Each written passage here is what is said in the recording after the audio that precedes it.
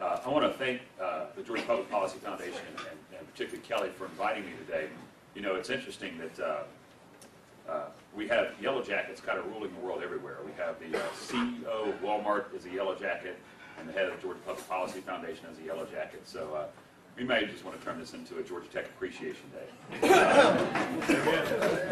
Since we can't really brag about our football team any longer. I noticed we're playing Georgia tonight in basketball, and I'm not even going to go watch. So, so we got to brag about something. But I do, again, thank the Public Policy Foundation for being a voice of reason at times when we as lawmakers can get off track quite easily. I have found that when you have what can be described as crisis situations, people come up with some crazy ideas. And usually those crazy ideas involve some form of government involvement into our lives. And I would be proud to say, and I think history will bear me out, that when that occurs, the result is usually not very good. So we thank the Public Policy Foundation for being there for us and bringing us back to where we ought to be, and that is standing on the simple issue of freedom. Now, my speech today, I won't do too long. I could probably talk about this in many ways, and I actually wrote down notes, which I typically don't do when I'm speaking, so that I stay channeled on a few major items. But I do want to open it up for questions after that, because when I begin talking about education, which is the policy for which I have the most passion, I tend to get off in many different areas. I would rather get off in those areas based on the questions you ask me, as opposed to my inability to stay on a linear thought process. So I will state this from the very beginning. If everyone leaves here today and no one is offended or no one is called to action, then I probably haven't done my job. So I will tell you that some of the things I'm going to say today are rather bold. I will say these in any community, any environment, simply because I made up my mind a few years ago this issue is simply too important for us to remain quiet any longer. We cannot continue to nibble around the edges when you consider the problems that we are facing. And I want to kind of describe those, but I want to start on a good note. I can say unequivocally the United States is the greatest nation on earth today and the greatest nation that God ever created. American exceptionalism is a reality. I know my friend from Florida, the new U.S. Senator, talks about it and it offends people, and I hope he goes on offending. Because I believe we were divinely inspired as a nation and put here to do many good things, for which we've done. We should never hold our head down in embarrassment for the United States. Do we get it right every time? Absolutely not. But when you consider that we live in a nation that has given more treasure and more human lives to the purpose of freeing other people around the globe, there is no shame in that. That is what American exceptionalism is all about. We have the opportunity to continue to be the greatest power that the earth has ever known and a cause for what is good and what is right. We have been given, as individual Americans, one simple requirement. And you probably heard your parents talk about this when you were young, and I talk about it to my children, and hopefully you talk about it to your children, and that is, as Americans, we have that one simple responsibility, and that is to take this incredible treasure we've been given, known as the United States of America, and leave it better off than we found it. I'm here to tell you today, friends, that we stand on the brink of failure in doing so. I don't think anyone in this room can honestly say that we are handing off this country in better shape than what we found. And that is our responsibility, and that is our failure. And we are called to action to change that and change that immediately. I want to read some stats to you, and if this doesn't shock you, I'm not sure anything else I say today will. 27th in math, 22nd in science, and dead last 32nd in reading. These are the literary scale rankings for the United States among the 32 top industrialized nations around the world, according to the Organization for Economic Cooperation and Development in their 2009 report. 32 nations. We're 27th in math, 22nd in science, dead last in reading. Now, I'm not exactly sure how we remain a superpower with those numbers. I'm not exactly sure how we remain the nation that the rest of the world wants to immigrate to because of freedom, when we will become simply economic slaves to our debt holders. $13.8 trillion of debt is not going to be erased away when we are near the bottom of the world in those things that prepare our children for a global economy. This economy will crumble under debt, under the weight of debt, but that debt is going to be accumulated because we simply cannot compete on a worldwide marketplace in the next generation if we don't prepare our children to do so. These numbers are inexcusable, and frankly, they're an embarrassment. And for us to simply stand here and pat ourselves in the back and point to a single education facility that may be doing a halfway decent job, or at least in our mind we think they are, and say, well, we're doing okay. We're not doing okay. We're not even close to doing okay. And if this country and this country's future matters to you, if you believe, as I do, that we have that one single responsibility to leave this for our children better than we found it, then we have to admit we're failing. And until we admit we're failing, we're not going to solve the problem. According to the National Assessment of Economic Progress, 1/3 of American fourth graders and 1/4 of eighth graders are functionally illiterate. The wealthiest nation on earth, depending on what measure you look at, we rank between first and fourth in the amount of money we spend per child, and 1/3 of fourth graders are functionally illiterate. There's absolutely no excuse for this. According to the United States Department of Education, K through 12 public education spending was $221 billion in 1993. It is $489 billion in 2007. That is more than double in 15 years. We have invested a lot of money to try to solve this. Again, I bring us back to probably the two figures that trouble me the most and show me where we're headed.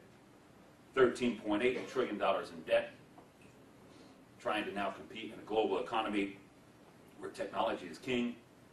Yet as of 2004, the United States was producing 70,000 engineers per year. China graduated 600,000 and India graduated 400,000. We're not even sending our kids in the direction we're supposed to send them if we're going to compete. Now, why is this the case?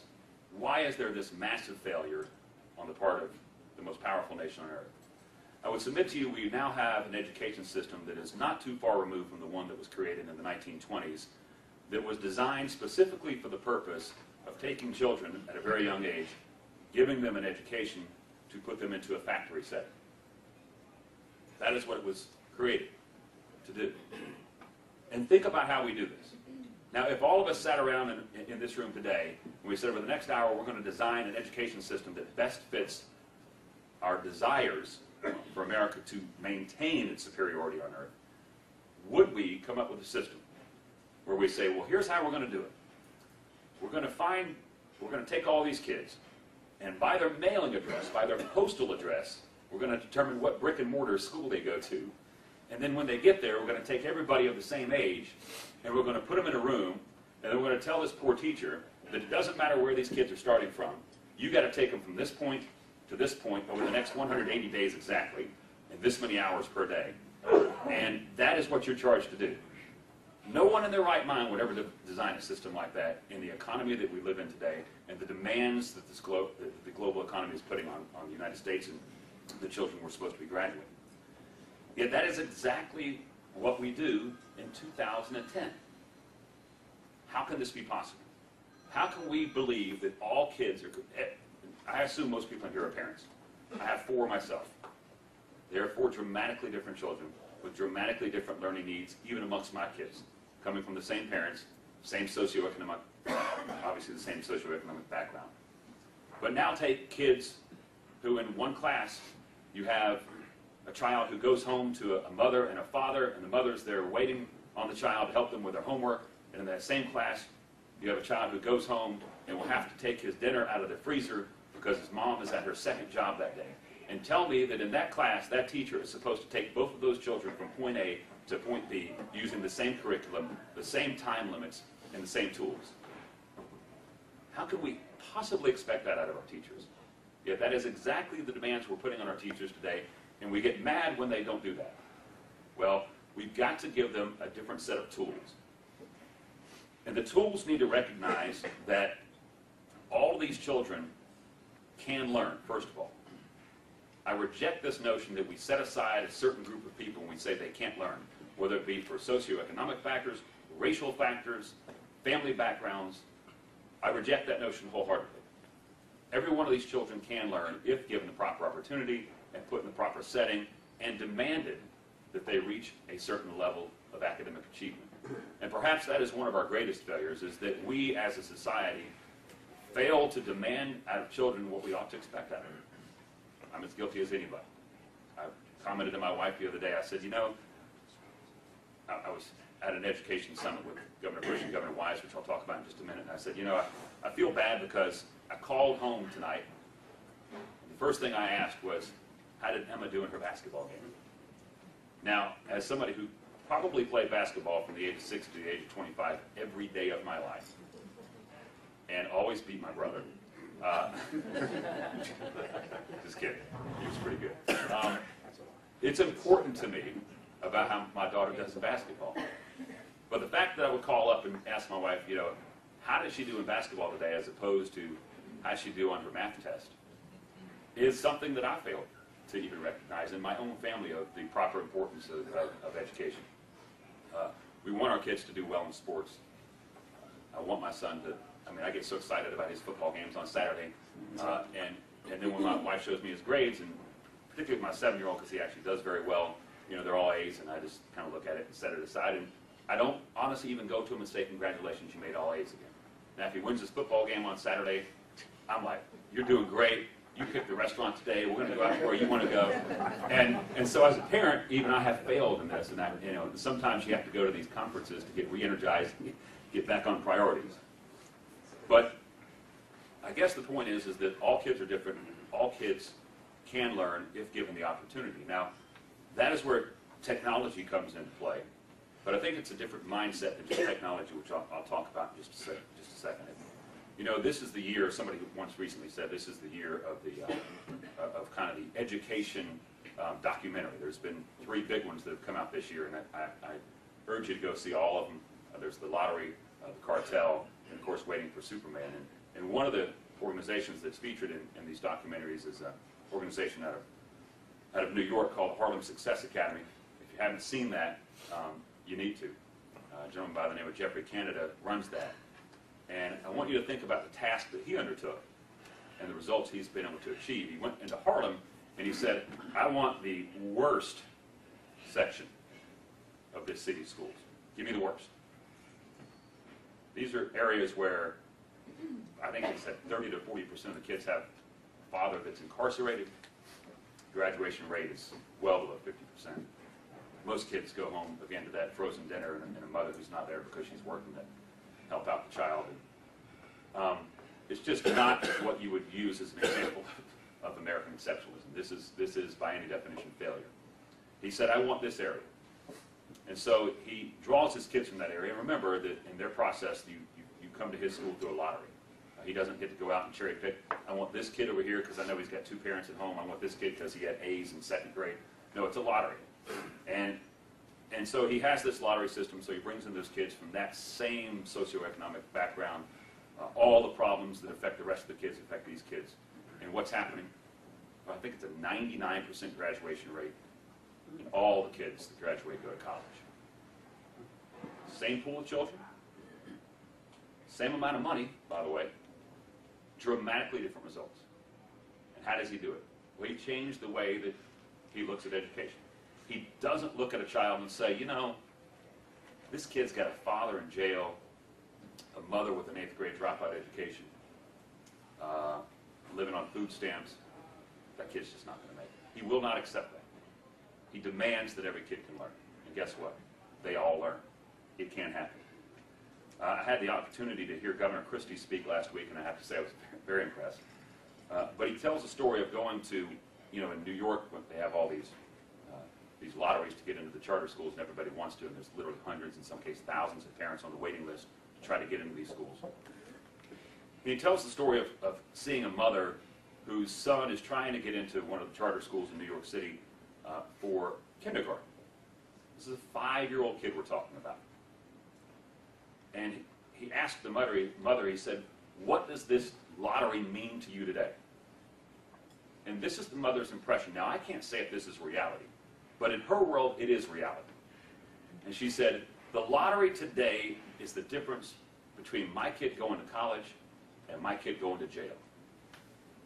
That is a mother whose greatest concern and greatest love in life is this child. She is at a place begging for the opportunity to get a lottery into a charter school because in her mind she believes if she doesn't get it, her kid's going to jail, and if she does get it, her kid will probably be the first person in that family to ever go to college. Now again, I don't know if that's reality, and certainly that kid's destination is not set in stone, but in her mind, that's what that's all about. So how do we as a nation take what we have, which by any measure is not too good, and it's not a function of bad teachers, folks. There are a lot of really, really good teachers out there, and I'm going to take a little aside here. I want you to think about the way we compensate teachers today. As the son of a retired public school teacher who used to complain to me about this all the time, you go into any school here in this state or anywhere in the country, it doesn't matter. You will find good teachers and you'll find bad teachers. And you can go in any profession and find good people and bad people. But it seems to be an education where we say, well, you got a teacher whose students are failing every year, and you got a teacher who's doing incredible things in the classroom, and I figure we'll just pay them the same. Now, how does that make sense? But that's the system that we have. And somebody asked me, Renee asked me at the table, what are some of the underlying things we can do? I said, one thing we need is competition among schools, students, and teachers, so that the good teachers, I don't know if you could properly quantify how much a good teacher ought to be paid. If you think about what is the cost to society, just merely from tax revenue, if a kid drops out of high school, and of course the likelihood that that child is going to go to jail and be incarcerated is going to cost us $50,000 a year. Once they're in jail, not to mention all the cost of prosecuting them, putting them in prison, and the cost of crime and everything associated with that individual. But if you can imagine what a good teacher, the financial impact that they make on a child's life, we ought to be paying them enormous amounts. But in doing so, we have to be willing to say that the bad teacher has to go. That the teacher that's not cutting it has to go. We can't protect you any longer. Our children's future is simply too important to protect you because we think you deserve a job. Because at the end of the day, education is not about jobs. It's not about school buses. It's not about school buildings. It's about children, taking them point A to point B eventually, and making them members of a global economy that can produce. So this is where the Digital Learning Council that I was proud to be a part of, I believe, plays an important role. And that is, we have this enormous amount of technology out there and ways that we can deliver education that we've never seen before. And it is growing at a pace that you cannot even imagine the things that are available. Has anybody ever been to iTunes U? I mean, go on iTunes U to see all the lectures that you can see from around the world. You know what? I was out at Apple a couple years ago, and the number one lecturer in the world at that time was a Harvard professor teaching physics. Now, if somebody would have told me, you know, you'll spend the next hour watching a Harvard tech teacher do physics, I would say, no thanks. But this teacher was so good that not because people were forced to go watch him, but just simply the marketplace. Hundreds of thousands of people were linking to this site to watch this teacher teach a physics class. And why should any child, of course, be denied, not just that teacher, but any good teacher that can do that? But the idea is that we have all these resources out there, these amazing teachers, and we now are very close to having the ability to link children or students through using these resources, if we will just simply do so. So I want to hand something out. I have to apologize. Being a good fiscal conservative, I'm extremely frugal. And I underestimated the number of you who would be here today. I figured, why would someone want to hear me talk? So I only printed 50 of these. So please share.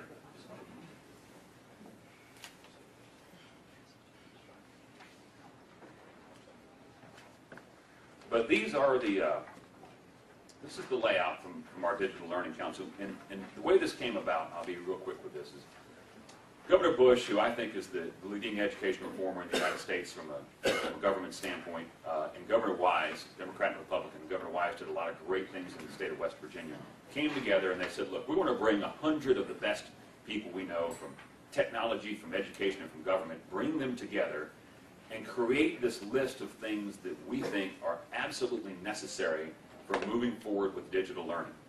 In other words, how do we bring this entire country together with this understanding that we are going to use technology as the greatest tool we have to help advance learning in ways we've never seen before. And they said, well, the first thing we've got to do is set up a kind of a list of standards or a list of ideals, and that's what you see in front of you. And I want to go through this quickly, and then I'll make one more little comment, and I'll open this up to questions. Number one, all students are digital learners. First of all, every student needs to have access to this, but if you think about your children today, and I would imagine this has to be universal through this room, all kids are learning in a digital manner right now.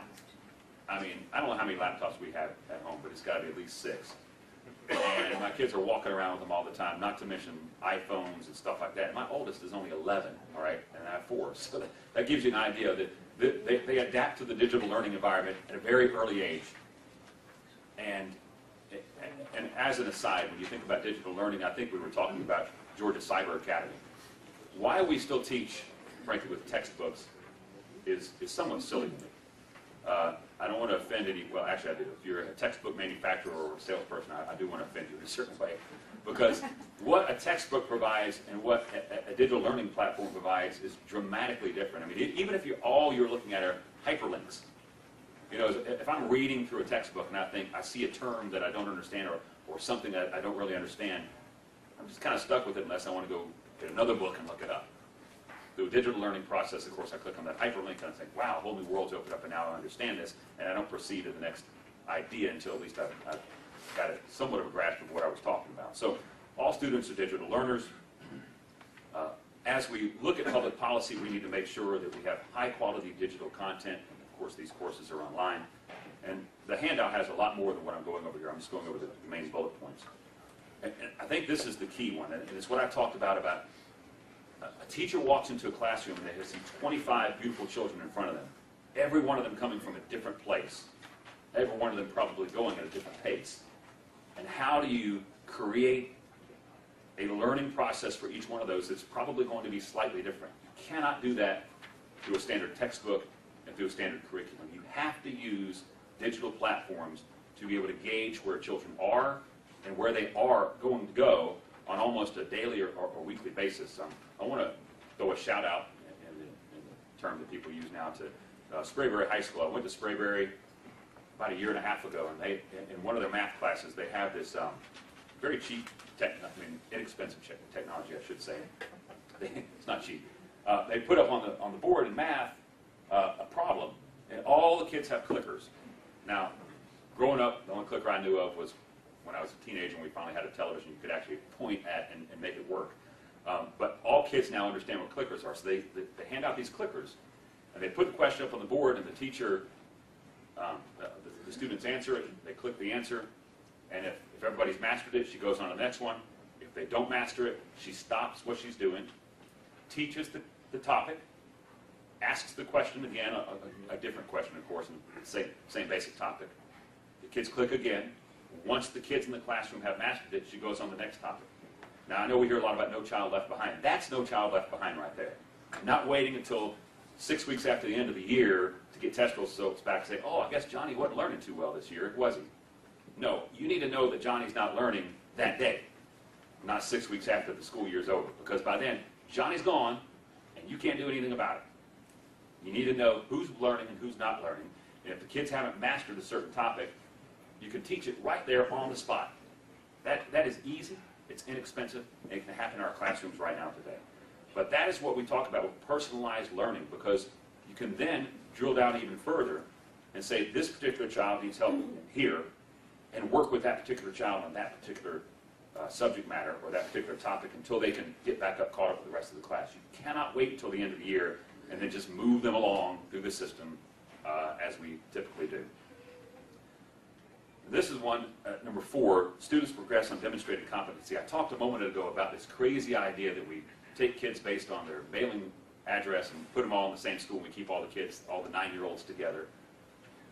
We have, for some strange reason, and it goes back to the model of preparing children for a factory, we measure education in time, but not competency. It ought to be the exact opposite. We should be measuring the competency, not the time. Once a child has mastered something, why on earth are they still sitting there in the same spot with everybody else? I'm not talking about physically moving, but I mean, they ought to be moving academically to the next subject. You know, there's a school in North Fulton, I apologize, I can't remember the name of it. incredible school. And what this guy takes are kids that are borderline genius, and he puts them into an environment where they can thrive, because they're not going to get it in a system that says everybody's the same, we're going to keep everybody in the same spot. And he was telling me, he said, Chip, you know, almost half the kids that are in my school were either dropping out or on the verge of dropping, had dropped out or on the verge of dropping out. And these are kids that are geniuses. Now, it's a small school. And the reason is because you have a lot of children who are very bright, who are not being challenged. And again, it's not the teacher's fault. How's the teacher going to take the kid that's a genius and the kid that has a mild learning disability and expect to teach them the same thing? That's extremely difficult. And I will fault no one for not being able to accomplish that. But those children at the high end, just like the children at the low end, have got to have something that's working for them, or they're going to get bored and they're going to drop out. And we pay an enormous price for that. When our very best and brightest are not finishing high school because they're bored, that is an indictment on all of us. So we've got to be able to let children move along once they've demonstrated competency. One of the things that I think is a somewhat of a misperception about digital learning is that what we're talking about is taking kids, locking them in a room and putting them in front of a computer and just saying, have at it, and we'll check on you in a little while. That's not it at all. This is taking our best teachers, putting them with children who can use the technology to advance, and the teacher can work with the children on an individual basis to figure out where they are and what help they need. It is a teacher as a mentor, as opposed to the teacher worrying about the person who always has to be providing the content. And that is, the content can be provided through the technology. It's the human interaction that is extremely important in moving those children, keeping them interested in education, and bringing them to the place we want them to be. And I'll give you one stat that proves this beyond a shadow of a doubt. I read this 4 years ago, and then I verified it just because I couldn't believe it the first time I read it. You take all the students across the United States, private, public, homeschool, and the average student is, of course, at 50%. And then you say, well, where are the homeschool students on these? This is math, science, and everything mixed together. Where does the average homeschool student on this scale of 0 to 100? They're at 80%. Our homeschool education system in this country is phenomenal. And then, here's what shocked me, and this will probably shock you as well, and I had to verify, but it's true. The results of learning for the homeschool children are absolutely no different dependent upon the parents' education. So the parents whose children, the parents who only had a high school diploma and the parents who had PhDs, their children were achieving no different. Now, why is that? Because, I mean, I just thought everybody would think, well, of course the PhD parents would be homeschooling their children far better than the high school graduates of the GED parents, but it's not happening. And what it is because when you have a teacher or a mentor working on almost a one-to-one basis with a particular child, and particularly in a scenario where that parent cares more about that child than anybody on earth, that child is going to learn. The limitations of the parent's education are somewhat irrelevant. It's the interaction between the teacher and the child on an individual basis that moves that child along at an amazing pace. And so, if you take nothing, well, I hope you take a lot from today's speech, but that's one of the things I want you to remember. We've got to have high-quality teachers. Every study that's ever been shown shows that the biggest impact on a student is having a high-quality teacher. That has to happen in a digital learning environment. That has to happen in a brick-and-mortar environment. That has to happen everywhere. All students have to have access to multiple high-quality providers. We need that in the state of Georgia. I love the Georgia Cyber Academy with all my heart. I truly do. We need a lot more of Georgia Cyber Academies of every form in this state. There's got to be accountability. We cannot say that a student not learning is acceptable any longer, and the way you do that is constant assessment. There's got to be funding. We're struggling with that today. I love our governor and those who are looking at this, but they're absolutely wrong if you think you can provide a true digital learning environment on a little over $3,000 a year. Nobody in the world can do that. It's ridiculous, and if that's what you expect, that's the results you're going to get. The adage about you get what you pay for, it's not like we want to overspend, but we got to spend at least enough to provide a quality education. And by the way, it saves us no money when we lowball like that. I just want to make this point real clear. don't know who's going to be watching this. But when you provide such low money that providers won't come into the state to offer their services, all that means are the students that would have gone there, they're still going to get an education, but they're going to go to the more expensive education system as opposed to the optimal education system. I mean, they're all going to be educated somehow. So instead of spending the $8,700 in an education facility that may not work for them, why not just spend the $5,000 or the $6,000 or the $7,000 to help them in the system that works for them? It's cheaper, but more importantly, it produces better results. And then finally, we have to have an infrastructure that supports digital learning. I think this goes without saying. So you have this. I'm going to leave this with you. But I want you to think about the world that most of us, and I'll close with this and then answer any questions. I want you to think about the world that most of us grew up in. When I grew up off of Burnt Hickory Road in Cobb County, Georgia, the choices that I had to go to school were very few. I first went to the Walker School when I was in first grade. It was a fantastic school that's still there. And then my father got a job working for Cobb County Public Schools. And so he thought that maybe he shouldn't send his kid to the Walker School anymore. So I went to Due West Elementary School, which, by the way, was and is to this day a fantastic school. Still one of the best in all of Cobb County. Very proud to say I graduated from there so many years ago. But that was really, if you lived in Cobb County, you may be able to go to Walker School, you may be able to go to private school or to public school, but there was no homeschool or anything else. Now I want you to think about the reality of the world we live in. We have public schools that I would call brick and mortar schools. You have virtual schools. You have hybrid public virtual schools where they go to school part of the day they're in a virtual learning environment. You have home schools. You have just your general private schools. You have homeschool / private school hybrids. We have that in Cherokee County with King's Academy. I don't know if you're familiar with that. Fantastic place. I did the graduation speech last year. The top graduating students going to West Point, so that's and the other three right below him are all going to Georgia Tech. So they're certainly doing the job. And then you have what I hope to soon be a homeschool public school hybrid where children can learn at home on the subjects that their parents are comfortable with and can learn actually in a public brick and mortar setting for the topics that they're not comfortable with. I don't know why we would ever stop that, ban that, prevent that, or slow that down, but we need to get to that point. So you have all these different models that can be used. And wouldn't it be nice if every parent had a choice amongst all of them? I don't talk about education and put a word in front of it. I hear people say all the time, public education. Look, for my tax dollars, or my purposes as just a general citizen of the United States, a citizen of Georgia, I want Johnny and Jenny down the street to get an education. And frankly, I don't care where they get that education, as long as they get that education. That's what I care about. Because I know when they get an education and are not incarcerated or not working a minimum wage job, it's going to help me at some point. So I want them, as a taxpayer, to get the best education possible. That setting is irrelevant to me. And the fundamental question I think we have to have when it comes to educational choices, at the end of the day, if we have all these options, who ought, who ought to make the decision on where that child is educated? Who knows best? And right now, there's two choices: government and parents. If we want to change the way we have education in this country today, and I hope after my opening remarks, we all agree it absolutely must change. We've got to do two things.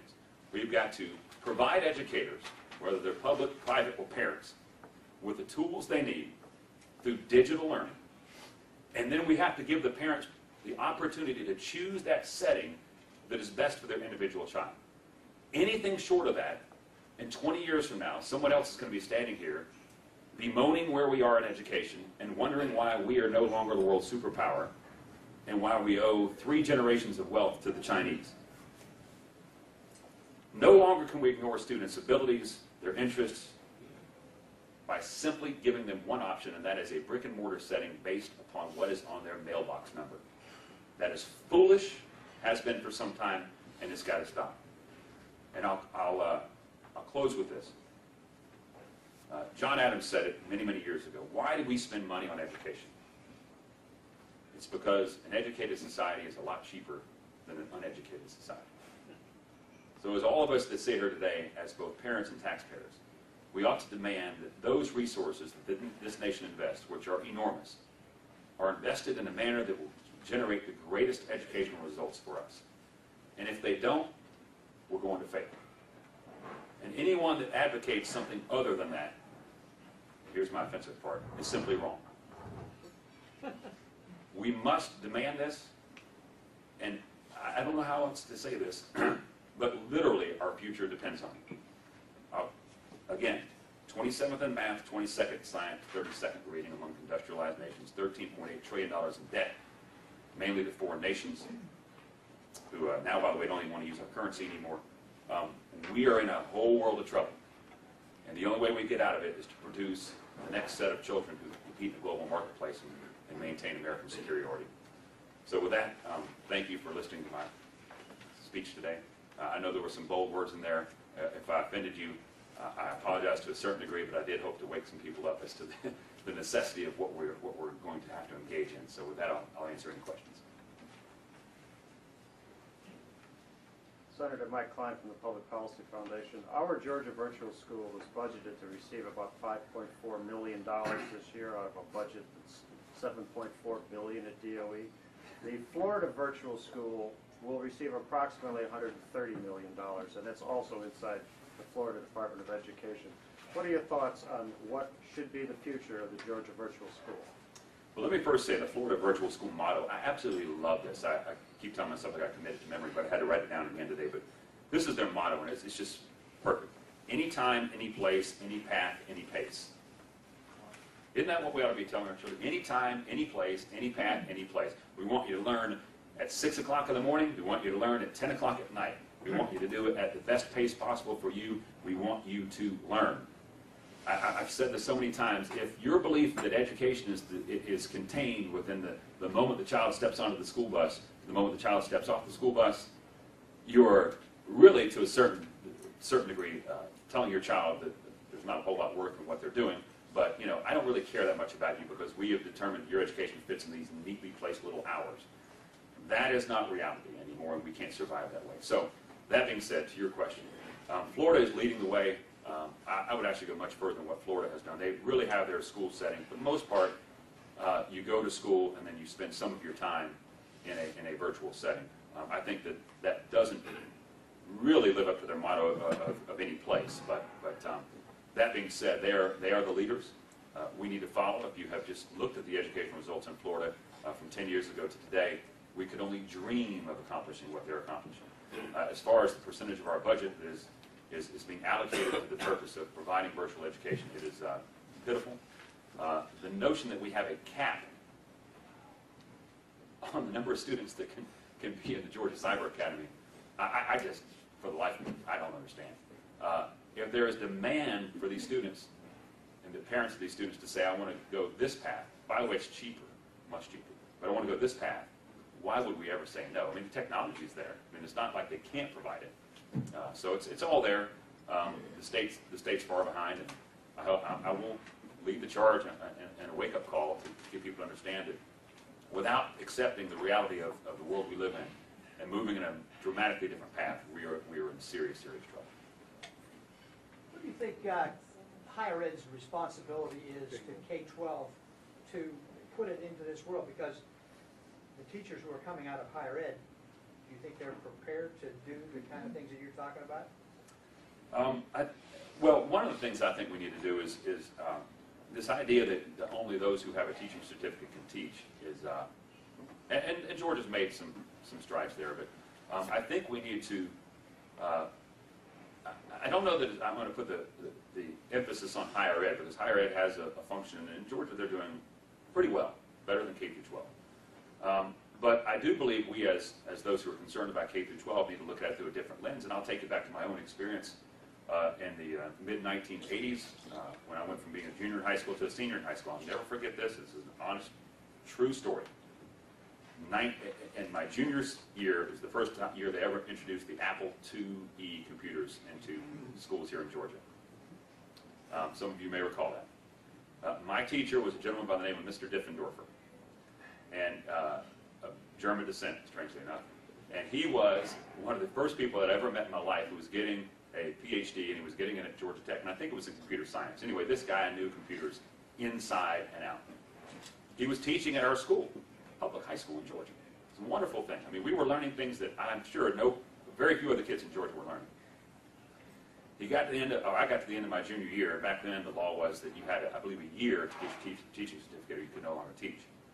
Well, he wanted to keep teaching, but he was kind of busy with this whole thing called a PhD to actually be going and getting a teaching certificate.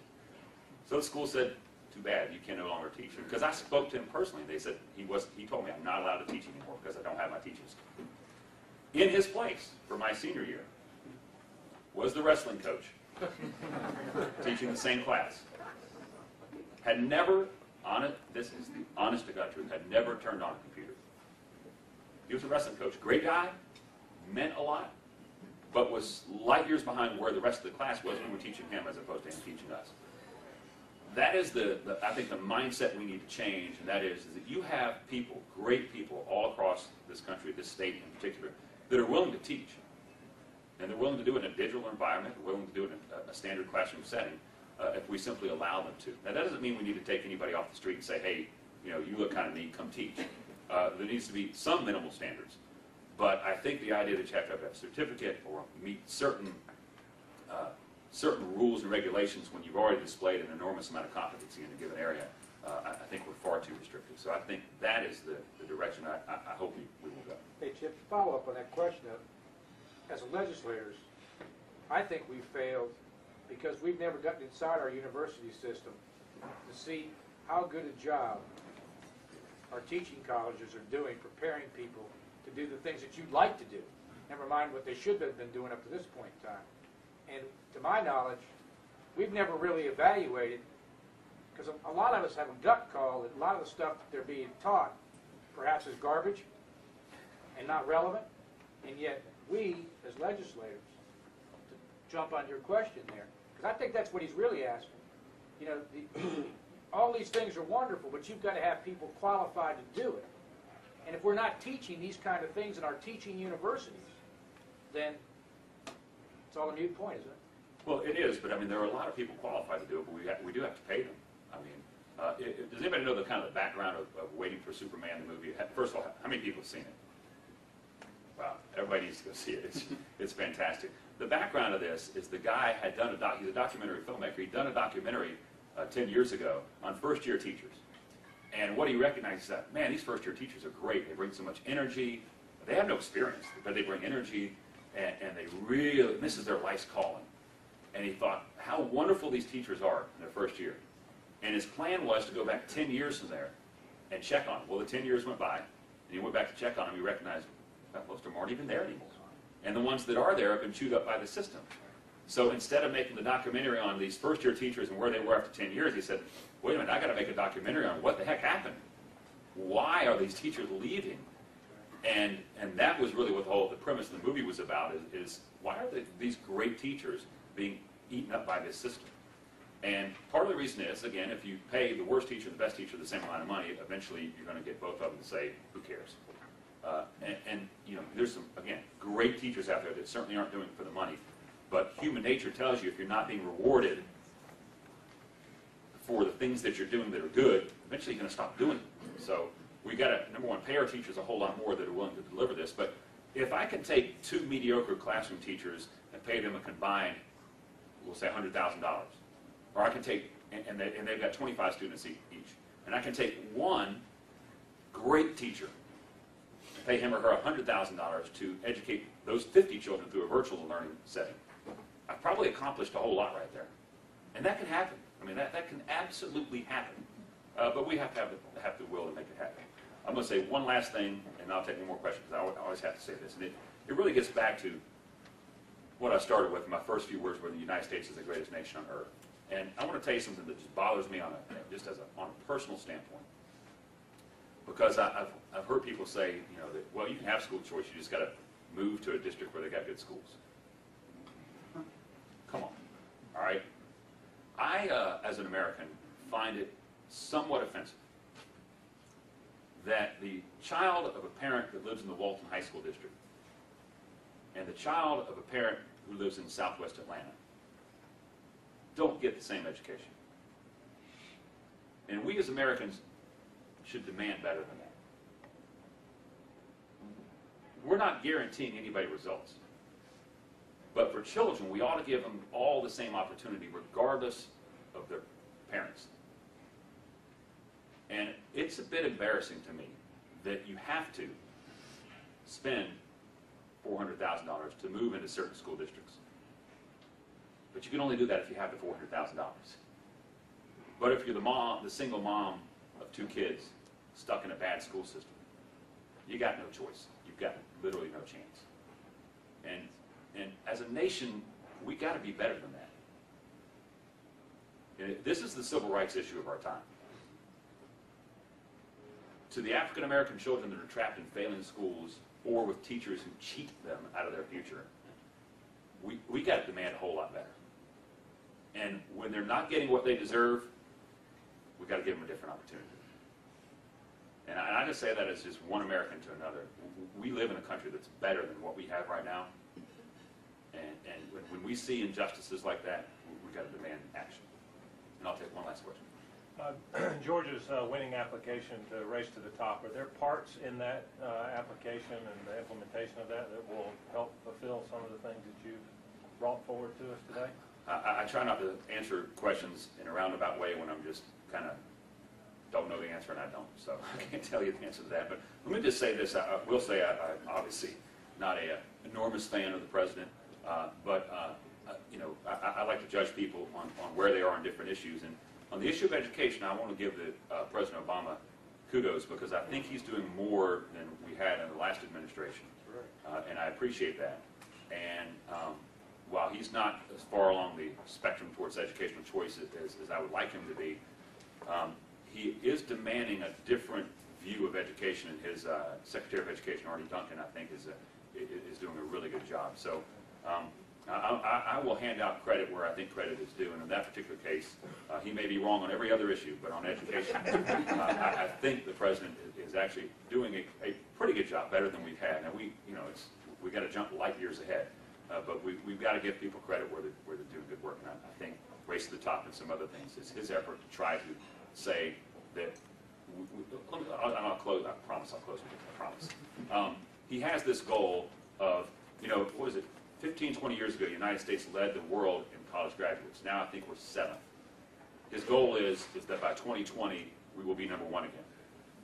That is an amazing goal, and I am with him 1,000,000%.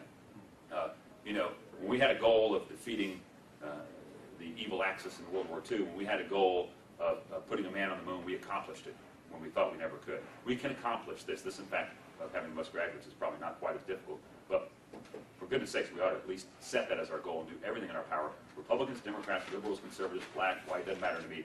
Everybody ought to agree that let's get the United States back on top when it comes to producing people that are going to compete in the worldwide economy. With that, thank you for taking an hour out of your day to listen to a politician speak. It's amazing sometimes people actually listen to me, but thank you so much.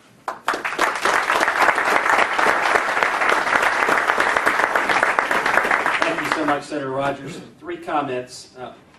We do have a paper out back, that I think one of by Sergeant George, who specifically talks about how we can use Race to the Top to get to hybrid schools in Georgia. So I encourage you to pick that up. Second, $13 trillion doesn't count Social Security, Medicaid, and Medicare unfunded liabilities that get you to nearly $100 trillion, so don't hate to depress you. And our women's athletic teams at Georgia Tech are having a great year. Thank you all for coming. Look forward. Leave the business cards so we can inform you about our exciting events for next year, and have a great rest of 2010.